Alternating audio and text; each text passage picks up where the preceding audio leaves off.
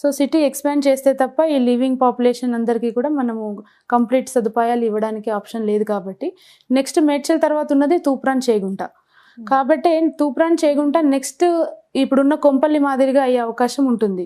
Why because Toopran దగ్గర వచ్చేసరికి tollgate తర్వాత ట్రిబులార్ వస్తుంది.